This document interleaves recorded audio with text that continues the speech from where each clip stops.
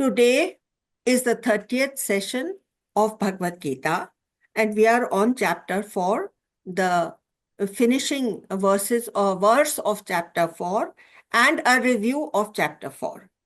We'll begin with an invocation. Let's take a deep breath in. Om Mukam karoti vachalam Pangum langayate girim Yat kripatamaham vande Paramananda madhavam. Om Shanti Shanti Shanti. So today we all have come prepared to review the 4th chapter and share with everybody else what we have liked or what has changed us from within in the 4th chapter. So we'll begin with Shashiji relating to us what she has jotted down about the 4th chapter as her homework. 4th chapter is about understanding action and inaction. Yes. We have to understand that Brahman or God is the only reality and he is the doer of all actions. Beautiful. Beautiful.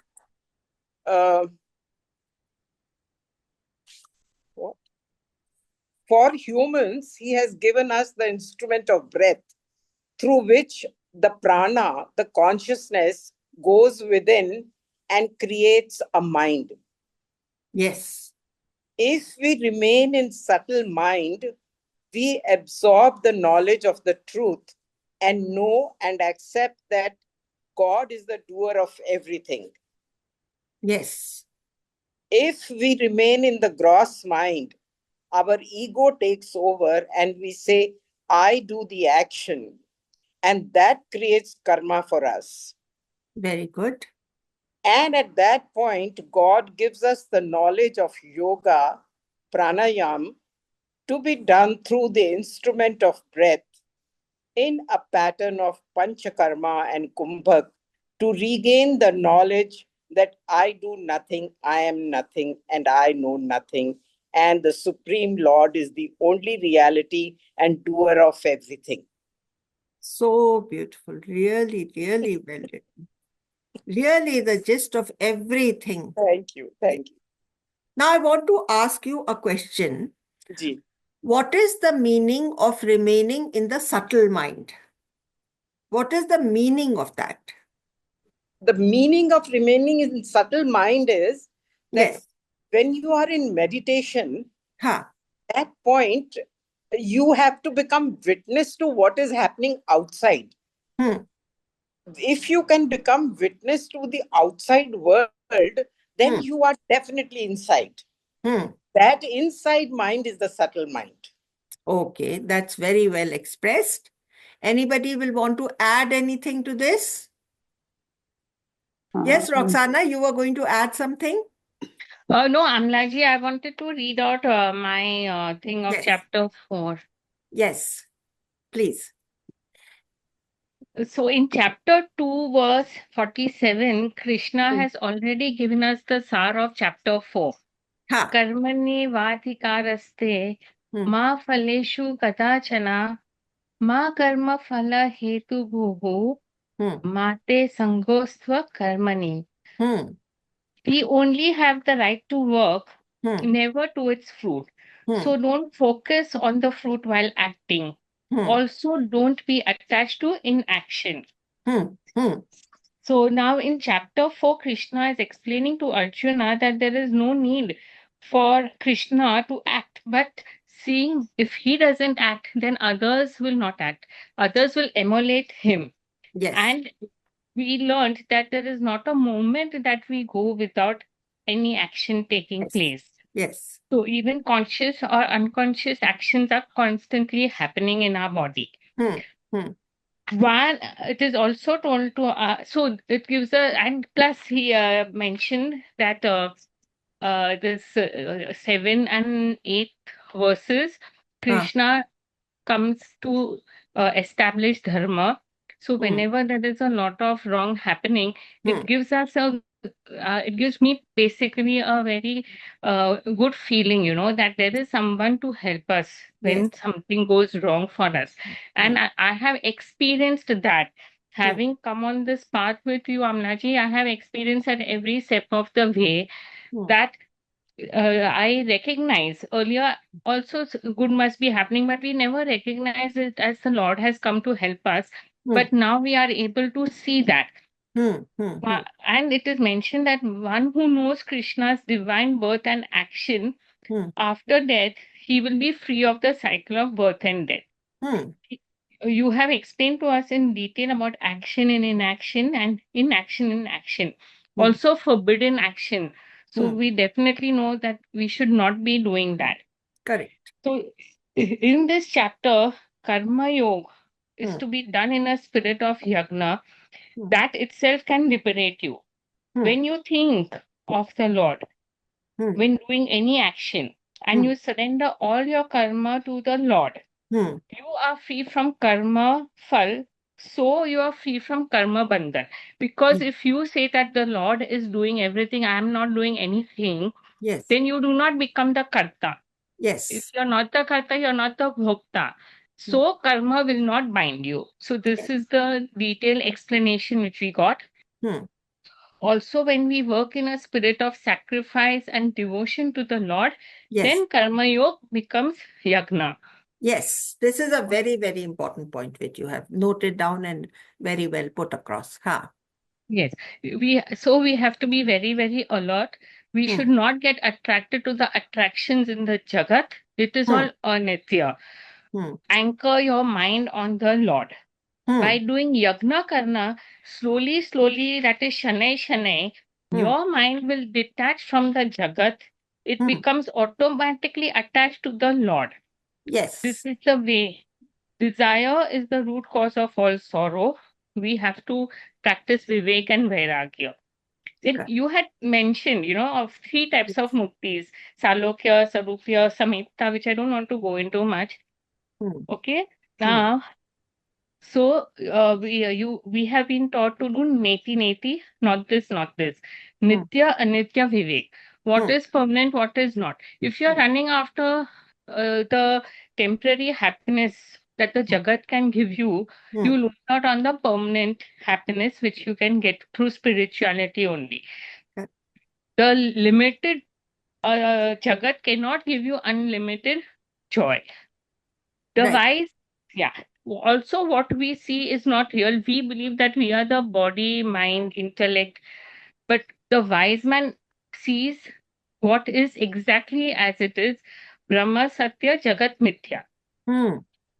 So, to know, so that we have been taught by you intellectually, but to absolutely take it, to incorporate it in reality, we have to do a Shravan Manan Nididhyasan. Okay, then, yeah. So now, this also, you have taught us that on realization only, all the Satchit Karma will be burnt in the Gyan Ki Agni. Brahma pervades everything, so all is nothing but God. Arjun is not Krishna and Krishna is not Arjun. But in the final analysis, both are the same. And we have to cross the huge Bhawsagar. This is possible only if our behavior is ethical. So you have given us 4 intellects which will establish us in ethical behavior, quick intellect, clear intellect, penetrating intellect, and wise intellect.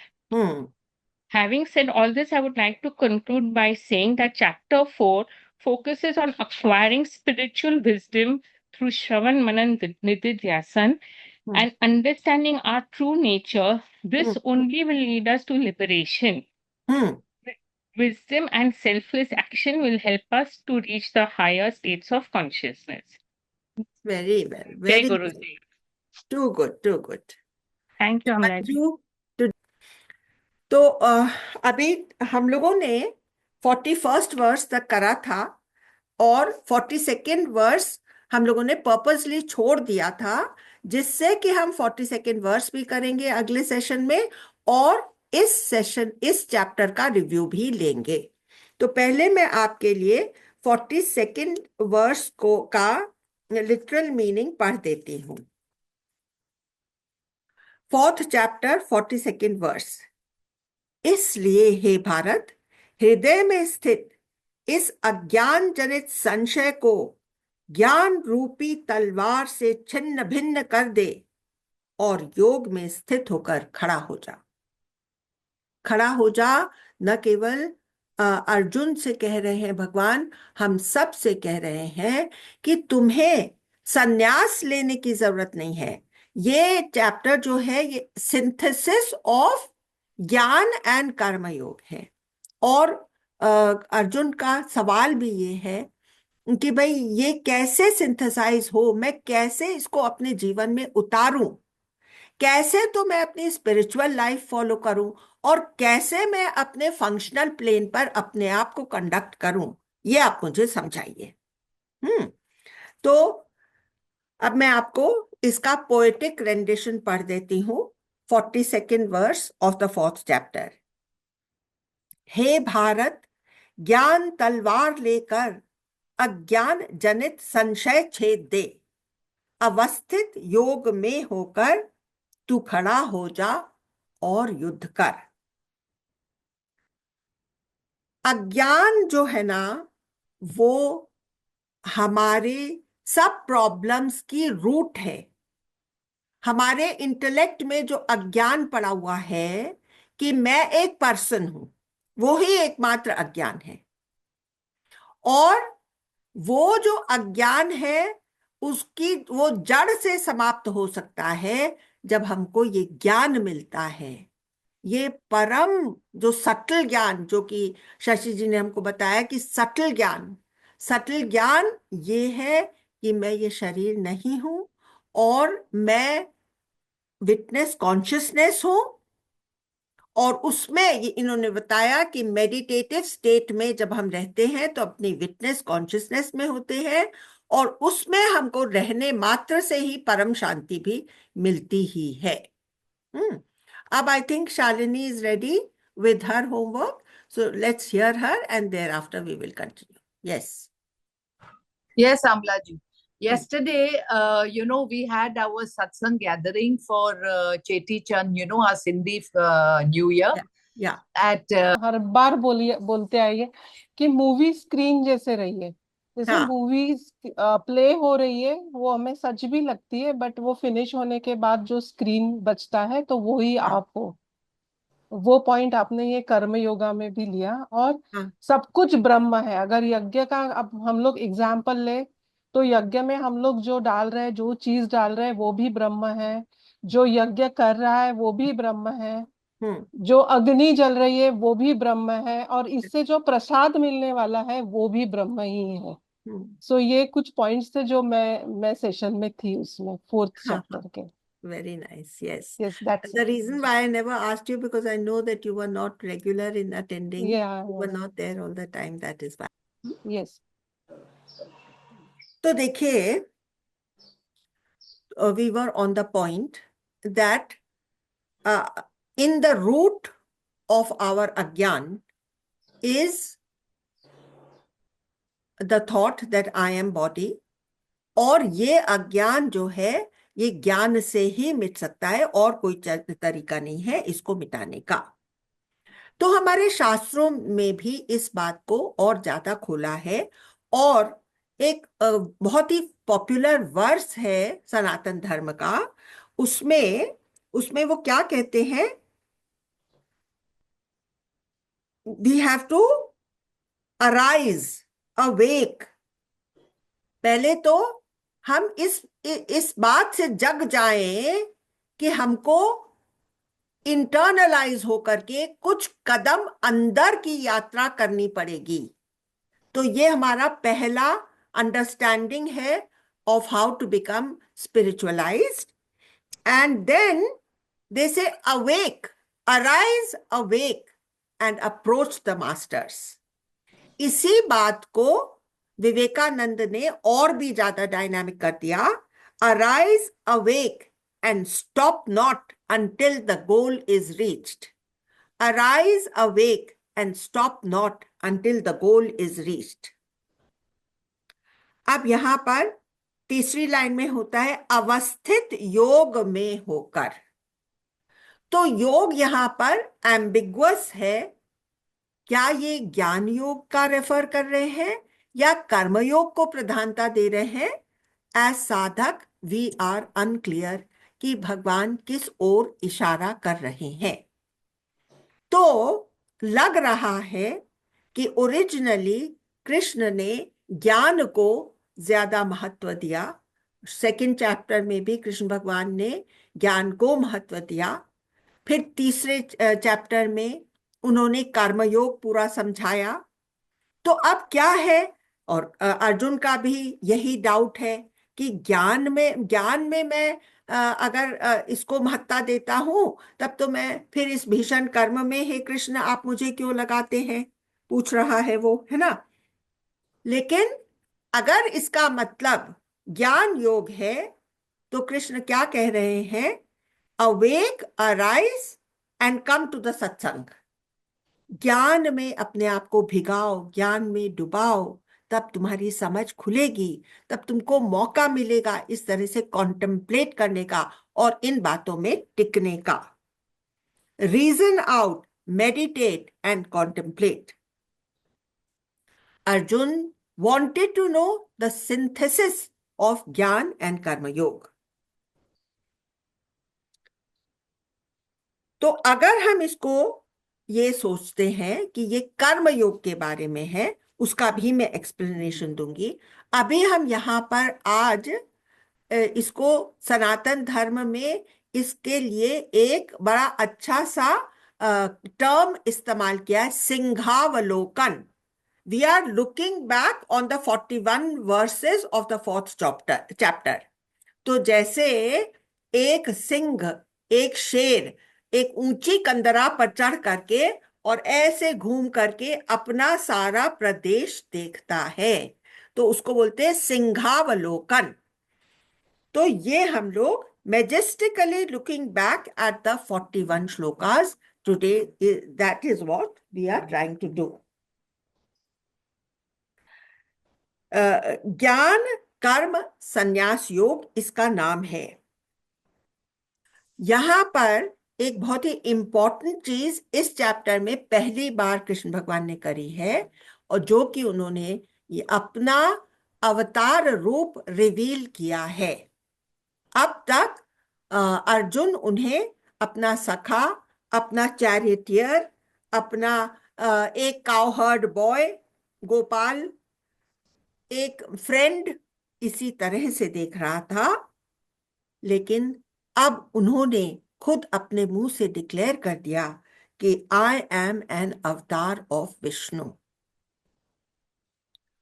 मैंने ही कल्प के आदि में सूर्य को का ज्ञान दिया. फिर सूर्य ने मनु को दिया और मनु ने इक्ष्वाकु को यही ज्ञान दिया. अब हम लोग इस पॉइंट पर आते हैं कि एक अवतार में और एक ऑर्डिनरी इंसान में क्या क्या डिफरेंसेस हो सकते हैं. तो मैं इसके ऊपर अगर आप लोगों के अंदर कोई खास विचार होंगे, तब मेरे कुछ शब्दों के बाद आप लोग कोई पॉइंट मेरे से छूट गया होगा तो आप जरूर उसको भी खोलिएगा. हम लोग अपने आप को जीवंत मानते हैं, लेकिन हम जब यहाँ पर आते हैं तो अपने आप से डिससैटिस्फाइड होते हैं, तो हम अपने लिए कुछ कुछ करना चाहते हैं, और इस प्रोसेस में हम बहुत लोगों के साथ अपने अकाउंट्स खोल लेते हैं, अच्छे बुरे कर्म इकट्ठे कर लेते हैं, और फिर उन अकाउंट्स को सेटल करने के लिए हम बरबस पैदा होते हैं. हमारा जन्म हमारे हाथों में नहीं है, हम स्वतंत्र नहीं है, स्वाधीन नहीं है. हम कर्मों के अधीन होकर के बार बार इस जन्म मरण की साइकिल में आते रहते हैं। अवतार जो है वो स्वतंत्र होता है, कर्मों का बोझ अपने साथ ढो करके नहीं लाता है।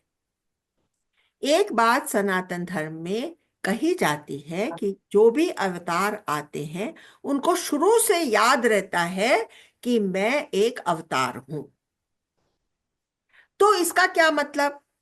क्या इसका ये मतलब है कि वो फिर बाकी सारी लीला नाटक जानबूझ करके नाटक करते हैं?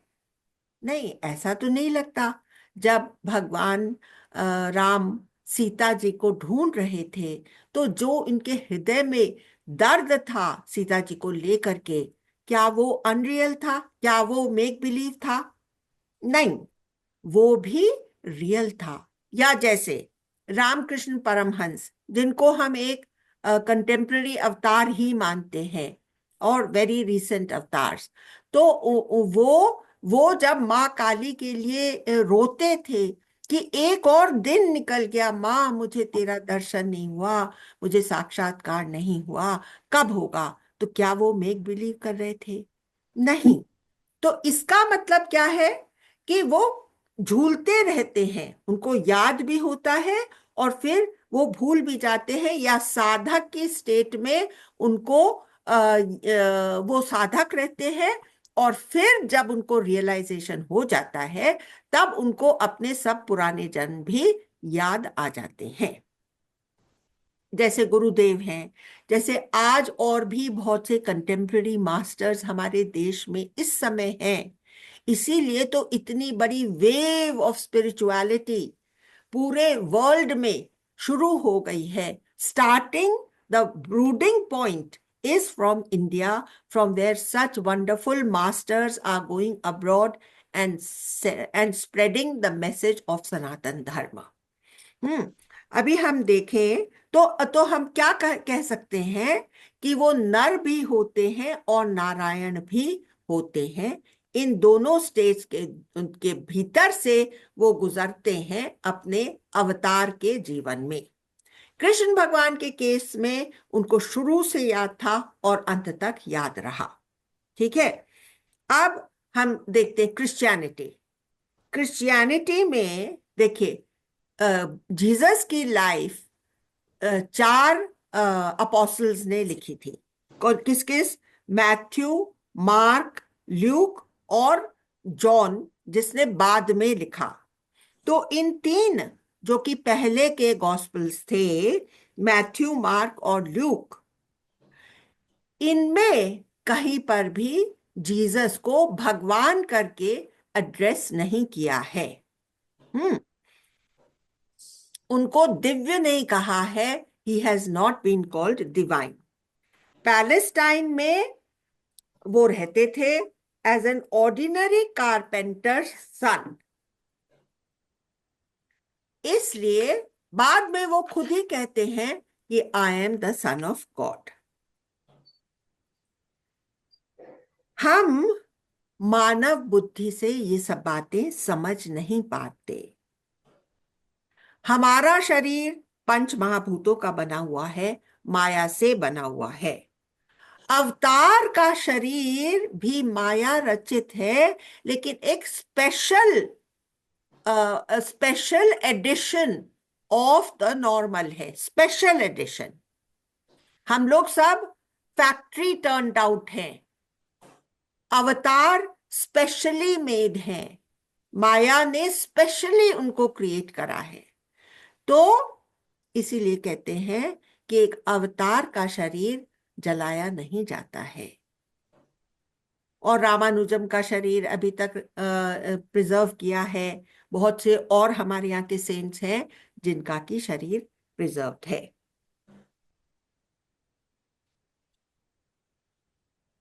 आज हम गुरुदेव को देखें तो देखिए, हम क्यों पैदा होते हैं? अपना अकाउंट्स क्लियर करने।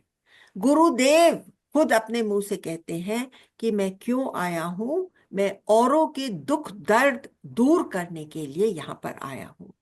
तो देखिए, जो पहला काम एक अवतार करता है, कृष्ण भगवान ने कहा है कि जब जब धर्म की ग्लानि होती है तब तब मैं आता हूँ। रॉक्साना ने कहा ये इस लाइन की वजह से हृदय में बहुत ढाढ़स बंधा रहता है कि जब जब इसको जरूरत होएगी, इस धरती पर भगवान की जरूरत होएगी, तब तब भगवान यहाँ पर अवतरित हो जाएंगे।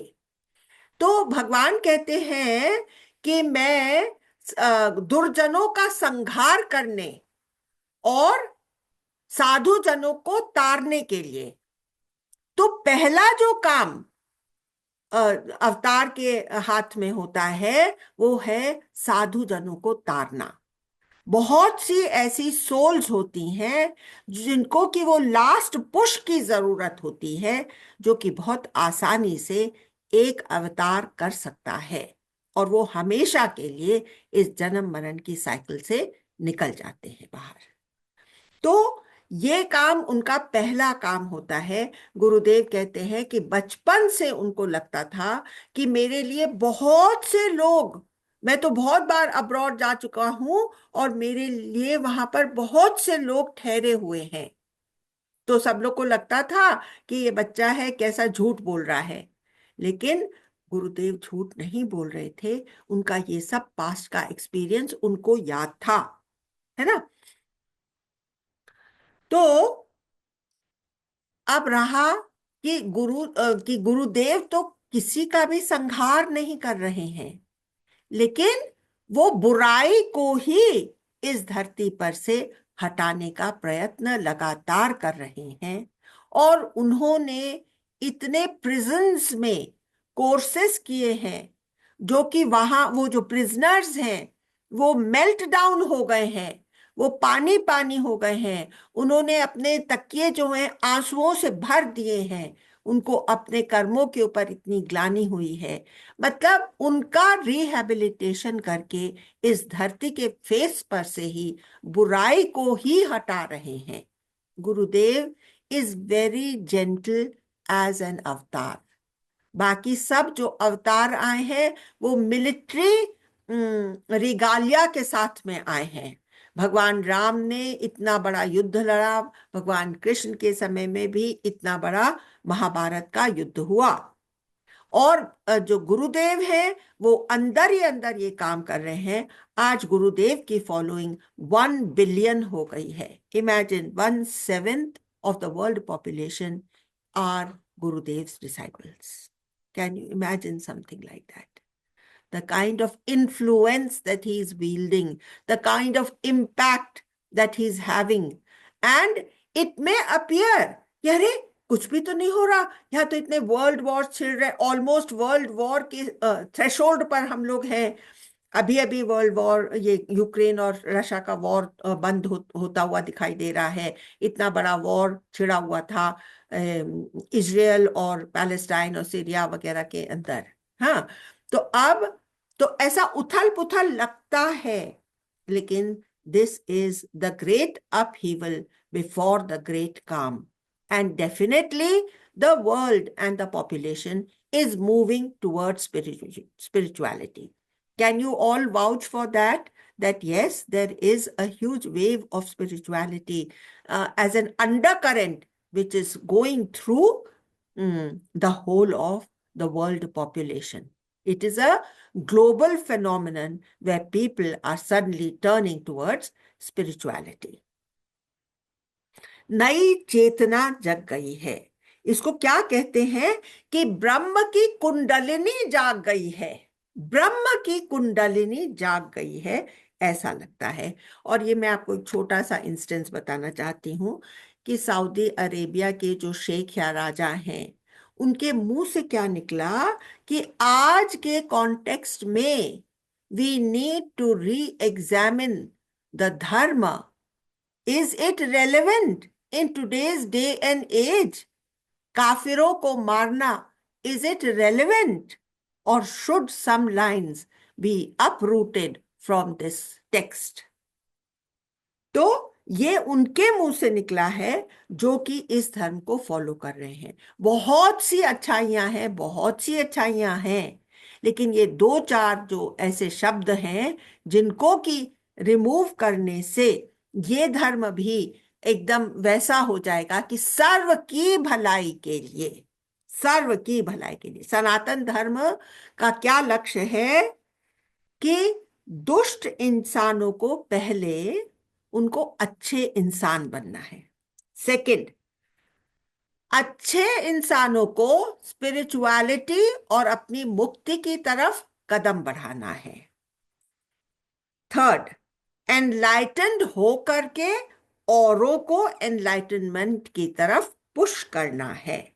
इस तरह से सब लोग मोक्ष की तरफ अग्रसर हो जाएंगे। तो पहला क्या है कि जो बुरे लोग हैं, जिनके अंदर बुराई भरी नेगेटिव, वो अच्छे इंसान बन जाए।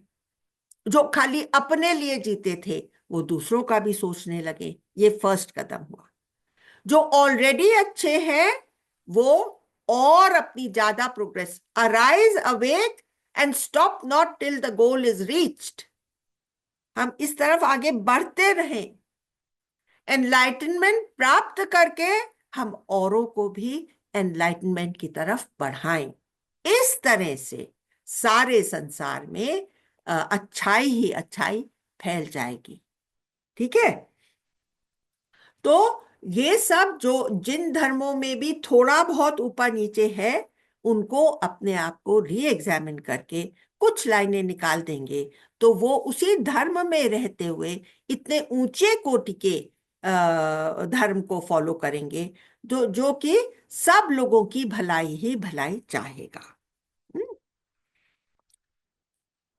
अब भगवान ने ये कहा कि धर्म की पुनर्स्थापना करने के लिए भी मैं आता हूं। क्या होता है?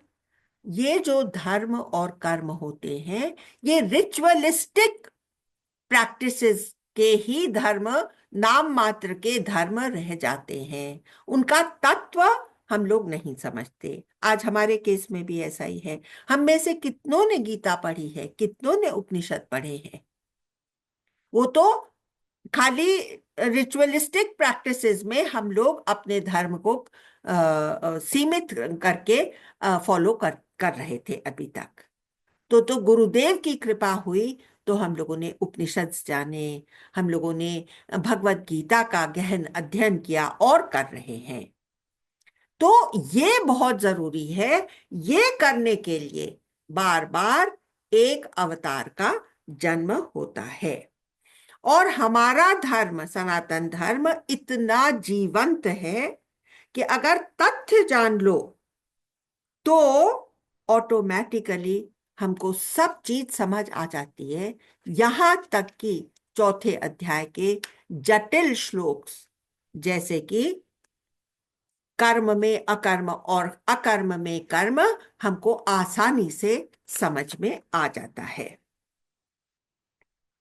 अर्जुन ने भी यही सवाल किया कि भाई देखिए, आपने मुझे दूसरे अध्याय में वेदांत समझा दिया, तीसरे अध्याय में कर्मयोग समझा दिया, अब इसे प्रैक्टिस कैसे करूं? और अब इसे स्पिरिचुअलिटी में प्रोग्रेस करने के लिए कैसे प्रैक्टिस करूं? और प्रैक्टिकल लाइफ में मैं इसको कैसे अपनाऊं? अभी कृष्ण भगवान ने एक बहुत ही नया कॉन्सेप्ट सबके सामने रखा कि स्पिरिचुअलिटी में प्रोग्रेस करने के लिए तुमको अपने कर्तव्य कर्म छोड़ने की जरूरत ही नहीं है। हमारे इस भूमि पर बहुत से ऐसे धर्म हुए जिन्होंने अनिवार्य बताया कि अगर तुमको स्पिरिचुअल होना है तो तुमको कर्म से संन्यास लेना पड़ेगा। ये बात बुद्ध भगवान ने भी ये बात कही। इसलिए सोसाइटी उनसे रुष्ट हो गई और उनको कहा कि भाई आप इस तरह से सबको अकर्मण्य बना रहे हैं। आज दिगंबर जैनिज्म में भी बहुत कड़े रूल्स और रेगुलेशंस हैं। वो लोग, जैन साधु लोग और डिवोटीज, उसको फॉलो भी करते हैं और संन्यास की तरफ बढ़ते हैं। कृष्ण भगवान ने एक नई philosophy out of the Upanishads, out of the Brahma Sutras, and out of all the Gyan which he must have studied under his guru, he imbibed it so beautifully, he declared, it is not necessary. तू ये युद्ध करते हुए भी तू ऐसा जीवन जी सकता है। देख, कर्म होता ही रहता है, कर्म के बिना हम एक पल भी नहीं रह सकते। कर्म भी आएगा सामने और उसके फल भी मिलेंगे ही। जो पाप और पुण्य वाली चीज जो हम अपने अकाउंट में डालते रहते हैं, उससे हम अगर मुक्त हो जाएं, अपना एटीट्यूड, लाइफ का एटीट्यूड हम चेंज कर लें, तो हमको हमारी लाइफ्स में जो जो भी युद्ध आते हैं, वो सब बातें भगवान को समर्पित करके उसको सुलझाते रहना पड़ेगा। हमको अपने जीवन में संन्यास लेने की जरूरत नहीं है। यहां तक कि कृष्ण भगवान ने कहा कि देखो, उनको देखो जो हिमालय की कंदराओं में बैठे हैं, वो बैठे हैं, कुछ कर नहीं रहे हैं, लेकिन उस न करने में वो बहुत से कर्म बना रहे हैं। दूसरी तरफ जो सब कुछ कर रहा है और इस युद्ध के मैदान में सबसे हिंसक कर्म कर रहा है, वो भी कर्म बंधन से मुक्त रह सकता है। तो ये एक बहुत ही बड़ी बात बताई। तो विवेकानंद इसके ऊपर क्या कहते हैं? विवेकानंद कहते हैं, he who has run away to the Himalayan caves, he has missed the way. He who plunges headlong in life, he has also missed the way. He who divinizes the whole existence, he has learned to live as a कर्म संन्यासी योगी। कर्म संन्यास योग के साथ उसने जीना सीख लिया है। He has divinized the whole existence. इसका मतलब क्या हुआ कि मेरे घर में इर्द गिर्द जितने भी लोग हैं, उसमें मुझे परमात्मा का वास ही दिखाई दे, परमात्मा ही उन रूपों में मैं देखूं। अगर मैं इस तरह से परमात्मा उनमें देखूं, तो मेरी रिलेशनशिप्स कैसी होंगी, मुझे बताइए।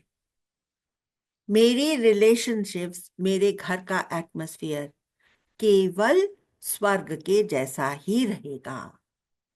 मैं वो सब पॉजिटिविटी अपने घर में ले आऊंगी जो हम सोचते या सुनते हैं कि स्वर्ग में उपलब्ध होती है।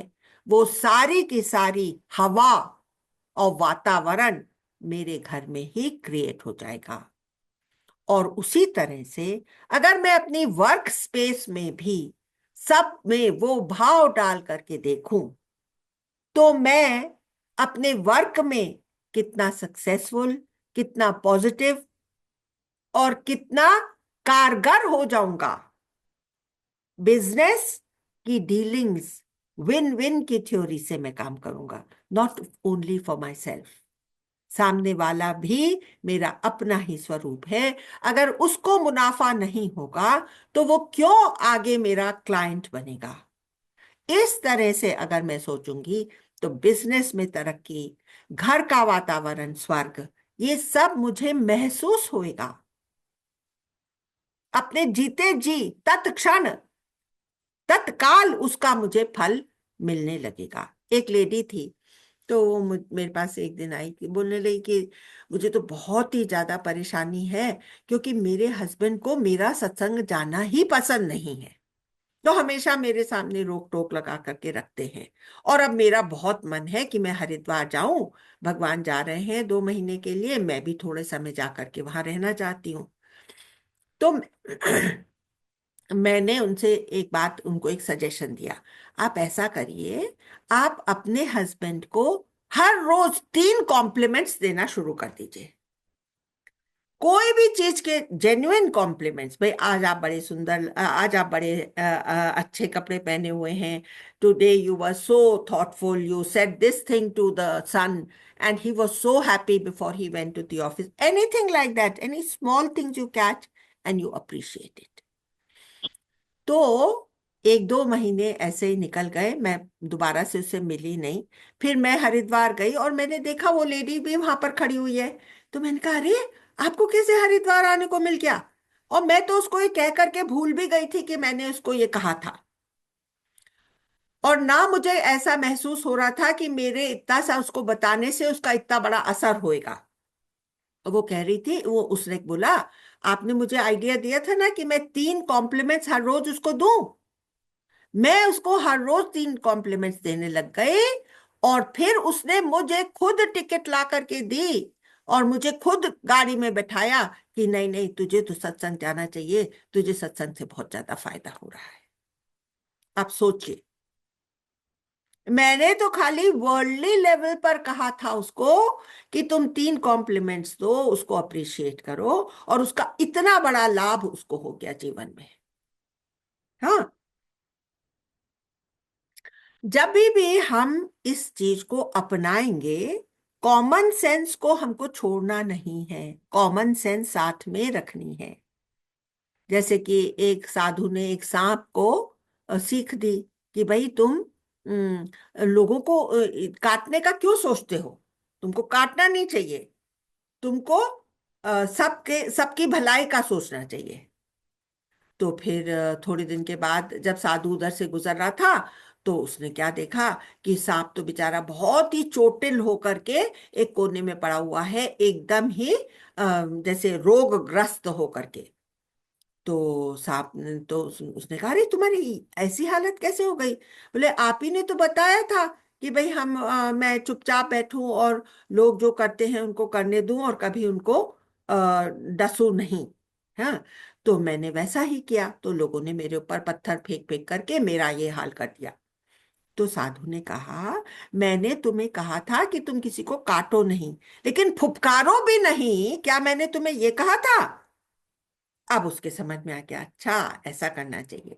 इसलिए मैं कह रही हूं, जो कुछ भी आप ज्ञान की बातें अपने फंक्शनल प्लेन पर लगाते हैं, कॉमन सेंस के साथ उनको लगाना चाहिए। ठीक है, अब हम वो बहुत ही इंपॉर्टेंट 18th वर्ष पर आ गए हैं। उसमें मैं आपके लिए ये 18th वर्ष पढ़ देती हूं।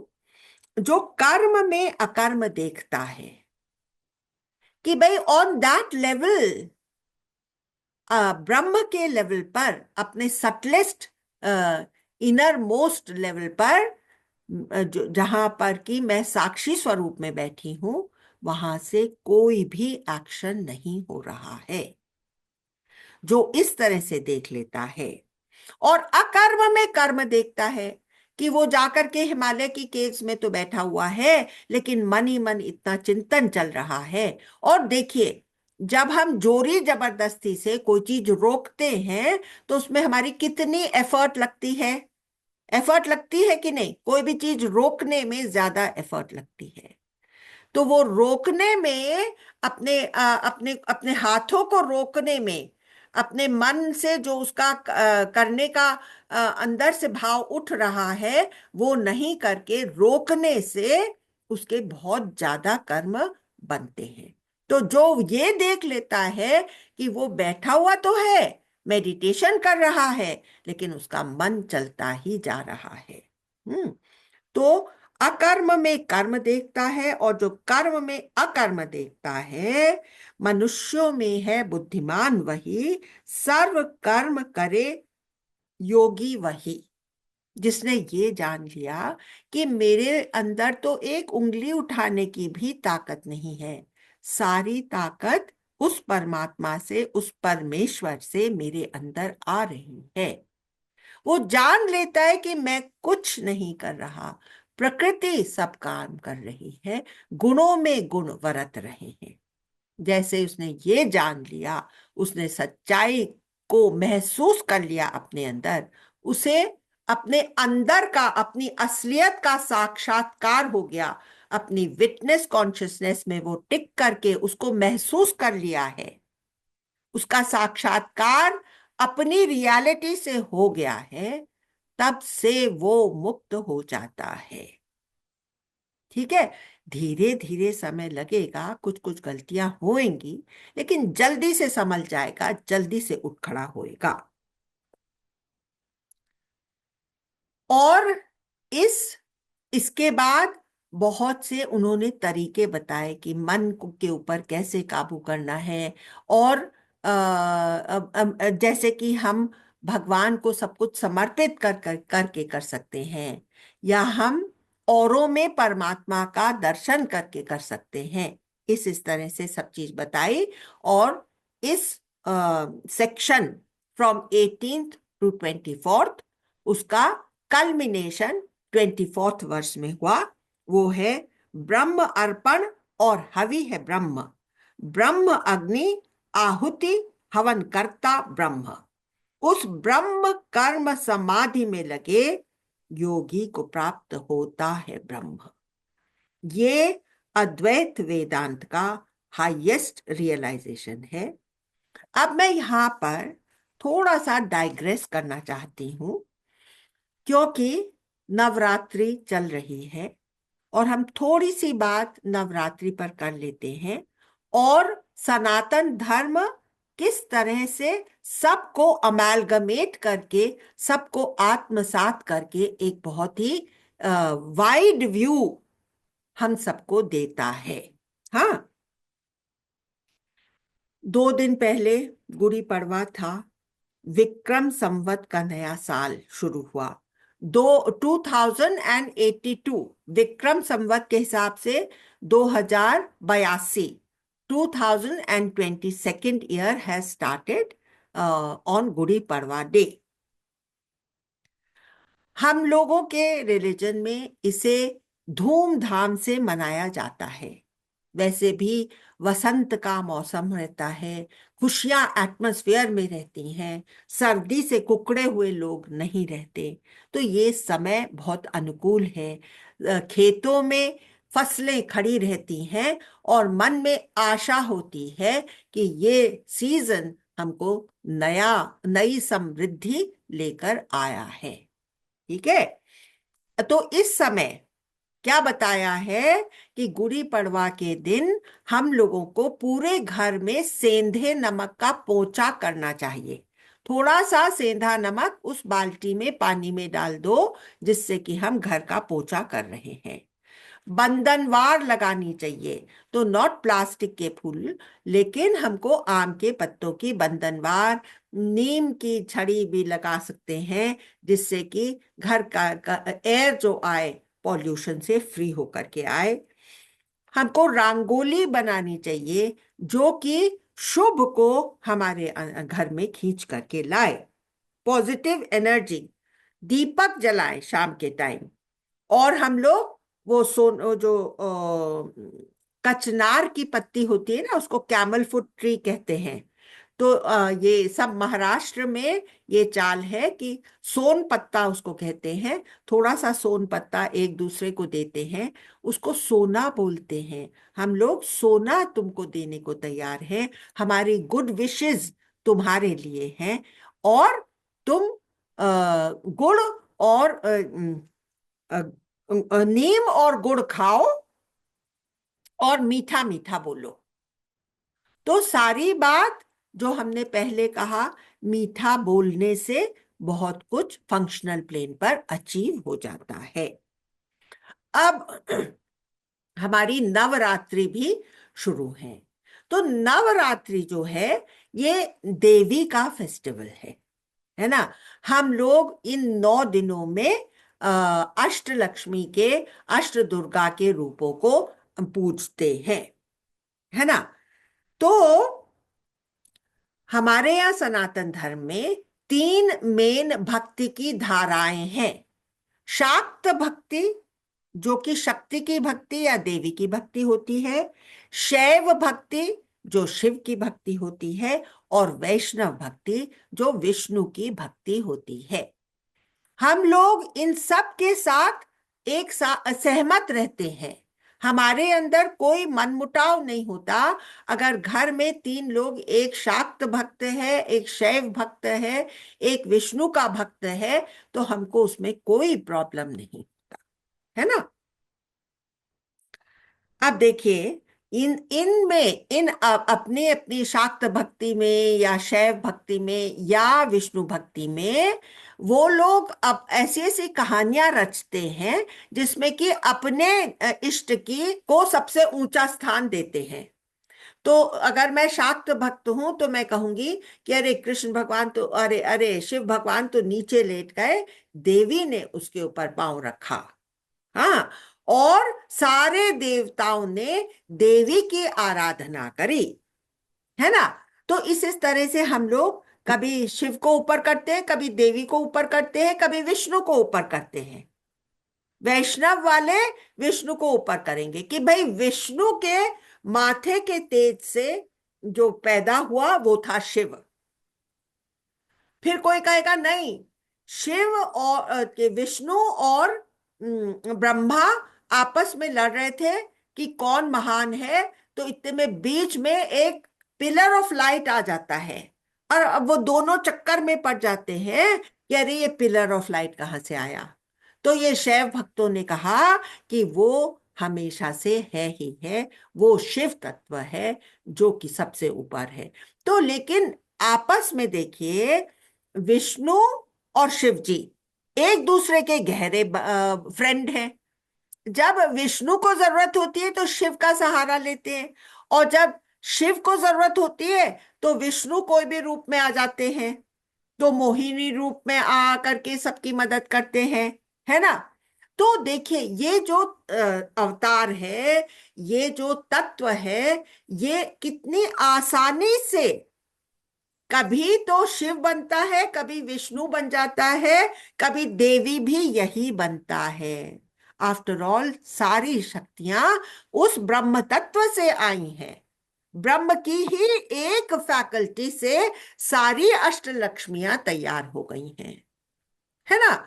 तो हम लोग सब चीज के साथ में सहमत हैं। अलग अलग समय में हम अलग अलग आराधना करके भी सनातन धर्म के एक इंटेग्रल रूप से जुड़े हुए रह सकते हैं। हमको कोई चीज में प्रॉब्लम नहीं है, ये हमको समझ लेना है। शैव भक्ति से भी हम उतना ही प्रसन्न है जितना कि भगवान कृष्ण की भक्ति से प्रसन्न है ना। तो अब मैं आपको एक ये कहानी सुना देती हूँ कि राम भगवान के समय में जब जब विष्णु ने डिसाइड करा कि वो राम भगवान के रूप में अवतरित होंगे और इस अवतार रूप में आएंगे, तो शिव ने कहा कि मैं कैसे अपने फ्रेंड को अकेले जाने दे सकता हूँ। वहां पर तो बहुत ज्यादा राक्षस हैं, तो मैं उनको ऐसे अकेले नहीं भेजूंगा, मैं भी उनकी मदद के लिए इसी समय अवतरित होऊंगा। तो भाई आप कैसे जाएंगे इस समय? तो बोले मैं हनुमान के रूप में चला जाऊंगा। तो हनुमान कौन है? तो वो शिव है, इसीलिए वो इतने महान हैं हनुमान जी। और तो पार्वती बोली आप तो चले जाओगे और फिर मैं क्यों यहां पर बैठी रहूंगी? अच्छा, तो तुम कैसे आओगी? तो मैं हनुमान जी की पूंछ बन जाती हूँ, मैं हनुमान जी की पूंछ के रूप में आती हूँ। तो हनुमान जी की पूंछ कितनी ज्यादा पावरफुल हो गई। तो कहा जाता है कि अरे भाई, हनुमान ने लंका नहीं जलाई, वो तो पार्वती ने लंका जलाई थी, क्योंकि वो हनुमान जी की पूंछ में तो पार्वती बैठी हुई थी। ठीक है।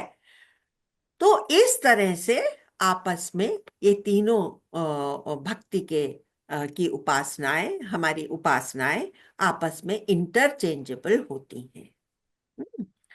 अब मैं बताती हूँ कि असल में सनातन धर्म क्या है। कि असल में इस सनातन धर्म में तपस्या, योग, इन सब चीजों का बहुत महत्व है। एथिक्स, जो कि रॉक्साना ने कहा कि भाई एथिकल लाइफ अब बहुत ही हमको स्पिरिचुअलिटी में आगे बढ़ना है, तो हमारे जीवन में एथिक्स का बहुत बड़ा महत्व होना चाहिए। तो इसके बारे में मैं आपको एक और कहानी सुना देती हूँ। तो क्या हुआ कि एक साहूकार थे ना, सेठ जी थे। तो वो एक गांव से ऐसे क्रॉस कर रहे थे अपनी गाड़ी में, तो गाड़ी में कुछ प्रॉब्लम हो गई। तो तो वहां पर सेठ जी ने ड्राइवर ने कहा कि कुछ समय लगेगा जी इसको ठीक करने में। तो सेठ जी इधर उधर देखे तो क्या देखते हैं कि यहाँ पर तो कथा वार्ता हो रही है। तो बोले चलो इतनी देर मैं जाकर के कथा ही सुन लेता हूँ। तो गए तो देखें कि बहुत ही ऊंची कोटि के साधु सन्यासी थे और वो बहुत अच्छी कथाएं कर रहे थे। तो ना उनका बहुत ही मन लग गया। गाड़ी तो ठीक हो गई। अगले दिन फिर वो कथा के समय आकर के बैठ गए। अब इनके मन में आया कि मेरा तो यहाँ पर कोई आदर सत्कार ही नहीं हो रहा। ये मुझे एक्नॉलेज ही नहीं कर रहे, ये जो कथाकार हैं ये तो मुझे एक्नॉलेज ही नहीं कर रहे। मैं तो अगले दिन जाकर के एकदम सामने बैठ गए, कोई तो इन्हें बता देगा कि मैं इतना बड़ा साहूकार हूं, ये मुझे एक्नॉलेज करेंगे। लेकिन अपने कथाकार ने तो उनकी तरफ देखा ही नहीं। फिर ये सोचने लगे। इतने में देखा कि एक आदमी आया और वो बोला कि स्वामी जी मैं आपके लिए प्रसाद लाया हूँ। अच्छा, तो इनको प्रसाद चढ़ाना चाहिए। तो ड्राइवर से कहा जल्दी से जाकर के जितनी पेटियां सेव की है ना गांव में, सब खरीद करके ले आओ, मैं आज भोग लगाऊंगा इनको। तो वो तो सारी 6 पेटियां वहां पर मिल गई। छोटा सा गांव था, वहां पर तो टोटल 6 पेटियां मिली। वो पेटियां लेकर के आए, बोले कि मैं 6 पेटियां आपके लिए प्रसाद के लिए लाया हूं। तो उन्होंने कहा, स्वामी जी ने, ठीक है रख दो। तो उसने कहा कि अरे इनके ऊपर तो कोई असर ही नहीं पड़ा। अगले दिन आए फिर से कथा उनको बहुत अच्छी लग रही थी। आए वहां पर कथा में बैठ गए। तो फिर उन्होंने देखा एक आदमी ने उनके पास आकर के कहा स्वामी जी आज आप मेरे घर आ रहे हैं ना खाना खाने। अच्छा, तो इनको खाना खाने के लिए बुलाना पड़ता है, तब ये मुझे नोटिस करेंगे। तो बोले कि आज तो आप इसके यहाँ जा रहे हैं, कल आपको मेरे यहाँ आकर के भोजन जरूर लेना है। तो उन्होंने कहा कि भाई मैं तो किसी के यहाँ जाता नहीं हूँ भोजन वोजन करने। तो बोले अभी तो आपने इसको कहा था कि मैं तुम्हारे यहाँ चल रहा हूँ भोजन के लिए। अरे वो तो 2 साल से मेरे पीछे पड़ा हुआ है, तो मैंने हाँ कह दिया, तो आज मैं चला जाता हूँ उसके यहाँ। अच्छा, तो तो फिर वो बहुत ही जोर देने लगा वो साहूकार, नहीं नहीं आपको तो आना ही पड़ेगा, नहीं नहीं आपको तो आना ही पड़ेगा। तो स्वामी जी बोले कि अच्छा मैं ऐसा करूंगा, मैं तुम्हारे यहाँ बैठ करके भोजन तो नहीं लूंगा, मैं आऊंगा, तुमको मेरे कमंडलू में जो कुछ भी डालना होगा ना वो तुम डाल देना, वो मैं ग्रहण कर लूं। तो बोले कि अच्छा ठीक है, अच्छा ठीक है। अब वो साहूकार ने अपनी पत्नी को कहा कि भाई बहुत ही बढ़िया खीर बनाना, ऐसी खीर जो कि स्वामी जी ने कभी खाई ही नहीं हो। और बहुत बढ़िया बढ़िया मेवे मंगवाए और क्या क्या उसने करा, और खूब बढ़िया खीर उसने तैयार करी। शशि जी ने भी गुरुदेव के लिए खीर लाई थी। तो फिर वो तब फिर वो उन्होंने कहा कि ठीक है। अब वो आए तो उन्होंने तो अपना कमंडलू आगे कर दिया। हाँ, कमंडलू आगे करके वो उसमें खीर डालने लग गए। तो उसको कुछ साहूकार को थोड़ी सी उसके अंदर से कुछ महक आई। तो यूं झांक करके देखा तो क्या देखता है कि उसके अंदर तो बहुत ही ढेर सारा वो भरा हुआ है, गोबर। आधा कमंडलू गोबर से भरा हुआ है, और उस गोबर के ऊपर वो मेरी इतनी बढ़िया खीर डलवा रहे हैं। तो कौन खा सकेगा इस खीर को? तो बोले कि आप तो गोबर के ऊपर मेरी खीर डलवा रहे हैं। तो स्वामी जी ने कहा कि यही तो मैं तुमसे कब से कहने की कोशिश कर रहा हूं कि तुम अपने अहंकार से इतना भरे हुए हो। तुमको कौन सी कथा, कौन सा ज्ञान तुम्हारे अंदर जा पाएगा? सबसे पहले तो तुमको अपने अहंकार से छुट्टी लेनी होगी। जो कि बार बार हम लोग इस सत्संग में कहते हैं कि you have to give up your personhood. You are not a person. Unless you give up the personhood, how will you ever know who you really are? तो सनातन धर्म मेनली हमको ये सिखाता है. ये बात मैं इन कहानियों के माध्यम से आपको बताना चाह रही थी. और एक और बात इससे क्लियर होती है कि स्वामी जी कितने अपने तप में रहते थे. ये भी हमको अपने जीवन में लाना है. कहने का मतलब है कि हाईएस्ट ज्ञान पाकर भी हमें अपने आप को तप में, कंट्रोल में रखना चाहिए. ये बहुत जरूरी है.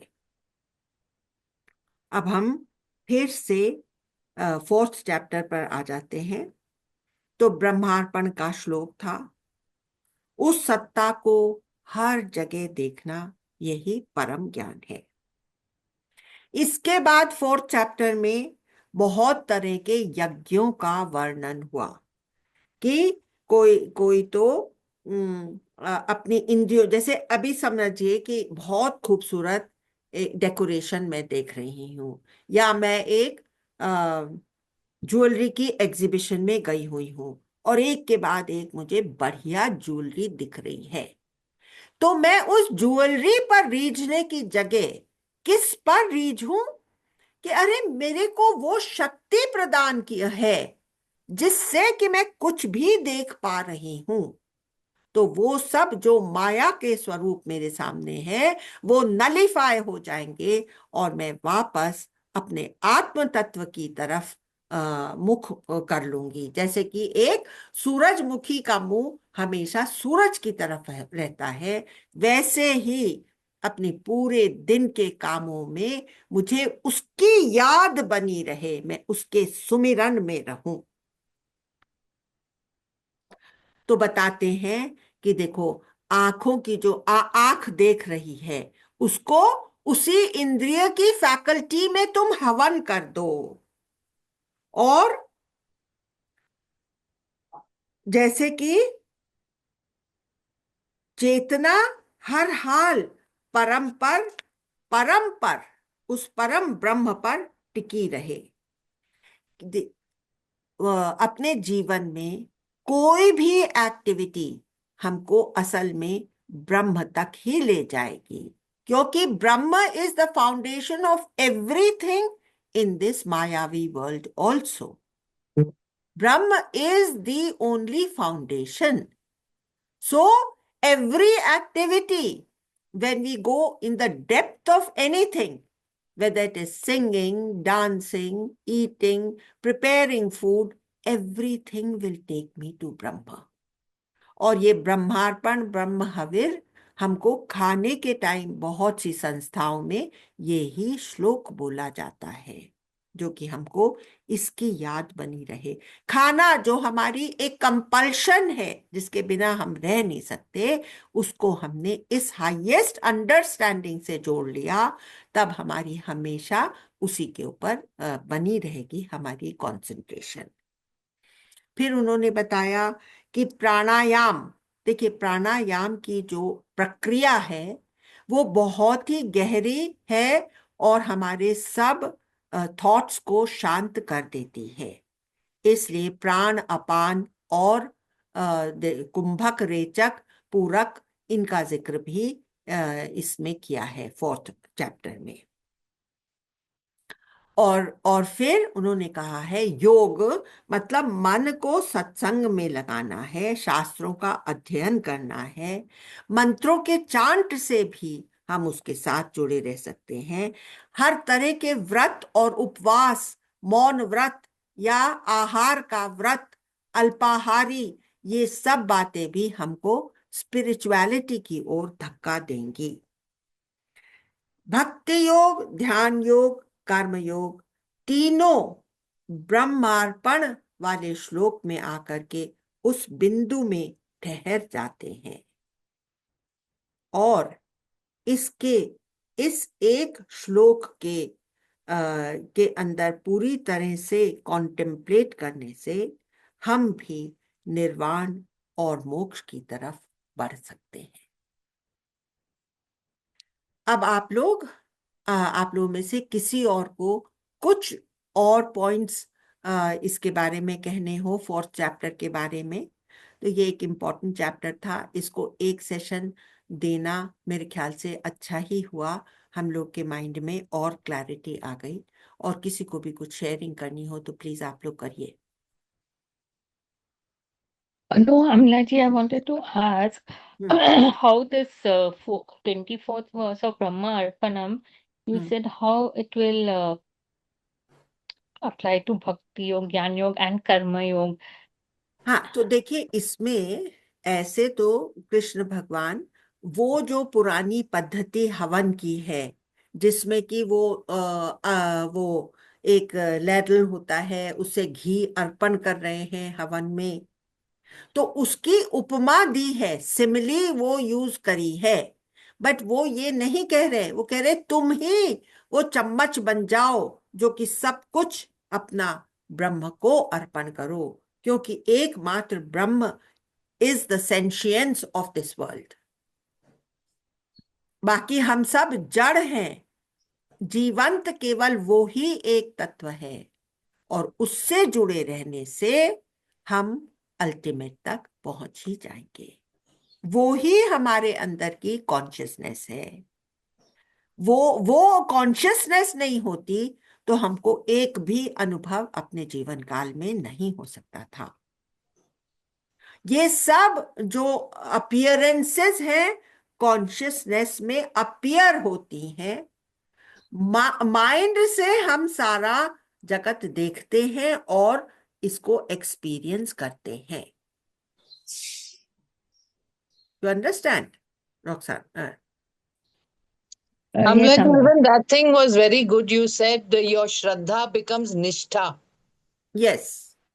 The Shraddha, it begins as a Shraddha. Like when a student in the university goes, he has to have some faith that the teachers will teach him the right thing. When they start applying whatever the teacher has told him, and when they get convinced that it is right, then their Shraddha turns into Nishtha. Their faith becomes solidified, and they are willing to do whatever the teacher asks them to do. Morsiji, Mamta here. Morsiji, according to you, in your view, which is the strongest yoga which Banji is talking about? Which is the strongest? Yoga. So you see, it all depends on my particular type. Whatever type I am, I will choose that. If I am the devotee type, then I will be in Bhakti Marg. If if there is more of, more rajas in me, then I would like to be a karma yogi, where my karma would be for the general benefit of mankind. Yeah, so tell me. No, but which is the best yoga one should follow? It all depends on your type, what type you are. For me, I like Advait the best. Wherever, whatever are my sanskars, according to that particular thing will appeal to me. Padma Jiji wants to say something. Jiji, please come.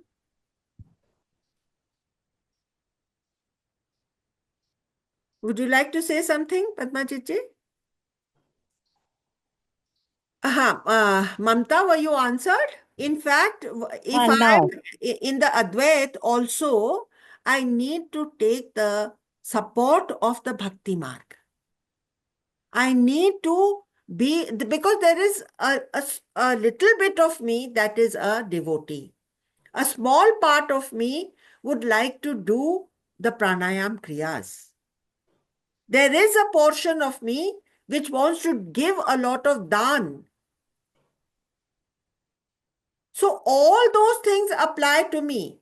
And if I do all of them together, I am advancing faster towards my ultimate goal. So in Advait Vedant, we do not negate all the paths. We say they are all supportive of my ultimate goal. So I must take the Sahara. I must take the benefit of all of them and move single-mindedly towards my self-realization. केवल एक जो आपने पुरानी बात कही थी कि ब्रह्मा विष्णु महेश में कोई शक्ति को पूजता है तो वो एक दूसरे को नीचा दिखाते हैं, तो कुछ वो कहानियों में ऐसे बताते हैं ना, हाँ, कुछ कहानियों में में उसको ऐसे ऊपर बताते उठाते हैं, हैं। कुछ तो कुछ कुछ इसको कहानियों क्लियर में उनको करने के लिए हाँ करने के लिए मैंने एक बार शायद पहले भी बताया था, क्योंकि मैंने ये कहीं पहले पढ़ा था कि ये असल में अलग अलग है ही नहीं। बिल्कुल। हाँ, हाँ ये एक ही चीज है। जैसे एक स्त्री है, वो कभी माँ है, कभी पत्नी है, कभी बहन है, कभी यस यस यस यस वो है। तो इस इंसिडेंट से ये एक चीज बिल्कुल क्लियर हो जाती है कि अलग अलग है ही नहीं, अलग अलग है ही नहीं, लेकिन और फिर भी इनको कहानियों में गूंथा है गूंथा है तो हाँ बस वो हाँ ठीक है लोगों के मन में। और दूसरे आपने बताया कि जो भगवान को जैसे देखता है, तो वो तो रामायण में भी साफ साफ लिखा है, इसमें भी साफ साफ कहा है, हाँ गीता में भी, कि जो मुझे जैसा देखता है हाँ मैं उसके लिए वैसा ही बन के उसकी सहायता करता हूँ। बिल्कुल बिल्कुल बिल्कुल बिल्कुल। तो वेरी बस वेल ये दो clarified, very well clarified. Amla ji, हाँ जी I would like to say something on this. What Mamta is asking, basically, to move ahead on the spiritual path, Chitta Shuddhi is required, and चित्त so शुद्धि yeah. So for that, Krishna has clearly advocated Karma Yoga. From Karma Yoga, Chitta Shuddhi, the same path going ahead will lead to Gyan Yoga. That has yes been my understanding yes so far. Another thing is that you cannot do karma. Karma yoga means what? That you have to offer all your karmas to the Lord. yes How will you do that if you do not have bhakti? हाँ Bhakti is exactly required to do yes karma yoga. And absolutely. once you proceed on karma yoga, jnana yoga will follow. I That think is, everything is interconnected. They are all interconnected. Yes, Mamta. And Mausi ji, this thing about you saying that Parvati ji came in Hanuman ji's pooch ka swaroop, I didn't know. This is a new enlightenment which I learned today. Yeah, these are all stories to add spice to the discourse. But they give us information also, na? Yes, yes. Yes, Sheila ji, you want to say something? Yes, because Huh. all these stories give you different angles to see the thing. The same thing we can visualize from various other angles also, because we can't see only one thing. So these stories make you see the thing from various angles and convince Yes. yourself. The stories make you see the same thing from various From angles. various angles. Very nice.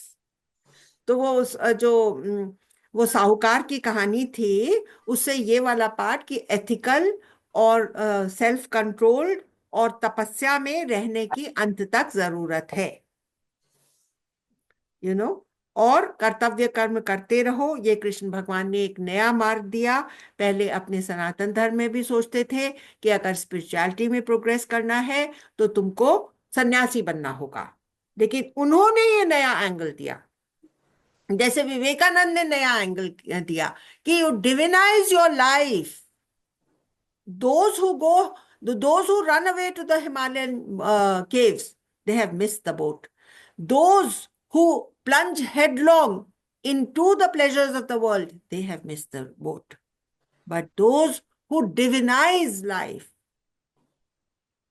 and that is, see everybody that you come across, look upon that person as God himself.